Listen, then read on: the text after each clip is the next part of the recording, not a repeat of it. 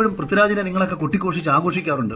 പൃഥ്വിരാജ് മലയാള സിനിമയ്ക്ക് എന്തോ വലിയ സംഭാവന ചെയ്തെന്ന് പറഞ്ഞ് ആഘോഷിക്കാറുണ്ട്. അതൊക്കെ ഇവിടെ പറയുന്നത് അതൊക്കെ എല്ലാവർക്കും അറിയുന്നതല്ലേ. പൃഥ്വിരാജിന്റെ തന്നെ ഇന്റർവ്യൂവിൽ അദ്ദേഹം പറഞ്ഞിട്ടുള്ളൊരു കാര്യമാണ്, ഞാൻ എന്റേതായ ഒരു സ്പേസിൽ എത്തിക്കഴിഞ്ഞു കഴിഞ്ഞാൽ ഞാൻ ഈ മലയാള സിനിമയ്ക്ക് വേണ്ട കാര്യങ്ങളൊക്കെ ഞാൻ ചെയ്യും.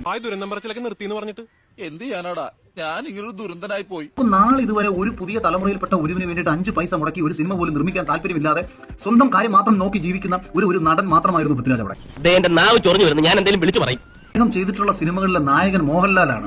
അയാൾ ഒരു സിനിമ സംവിധാനം ചെയ്യുന്ന സമയത്ത് അയാൾക്ക് എന്തുകൊണ്ടൊരു പുതുമുഖങ്ങളെ വെച്ച് ചെയ്യാൻ കഴിഞ്ഞില്ല? അതുകൊണ്ട് ഇപ്പൊ എന്താ? അല്ല, ഒന്നുമില്ല. ഇപ്പുറത്ത് ഇന്ദ്രജിത്ത് എന്ന് പറയുന്ന കഴിവുള്ള തന്റെ സഹോദരന് വേണ്ടി പോലിട്ടും 10 പൈസ മുടക്കി ഒരു നിർമ്മാണ കമ്പനി, അദ്ദേഹത്തിന്റെ നിർമ്മാണ കമ്പനി സിനിമ ചെയ്തില്ല. പദം വരുത്തിയേച്ച് ഈ നെഞ്ചത്തോട്ട് കൃഷി ഇറക്കി അങ്ങനെ ഇപ്പൊ ആരും വിളവെടുപ്പ് നടത്തണ്ട.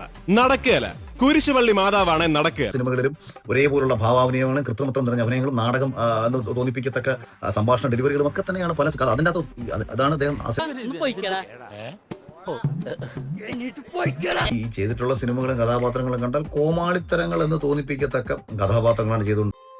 ശശിയെ ഈ എന്നാണ് ഈ പറയുന്നത്? ഇനി ആരും സൂത്രം കാണിച്ചു കേട്ടാ.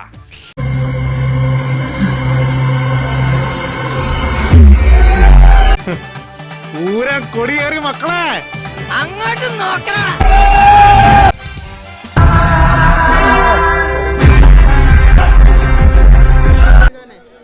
ഇവിടെ ഇരിക്കണ്ട, അകത്ത് ബാത്റൂം ഉണ്ട്.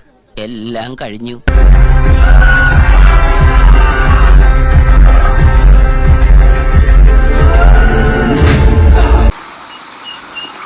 എന്തോന്നാടോ ഇത്? എവിടെ നിന്ന് കിട്ടിയോടോ ഈ ഉണ്ടാക്കണേ?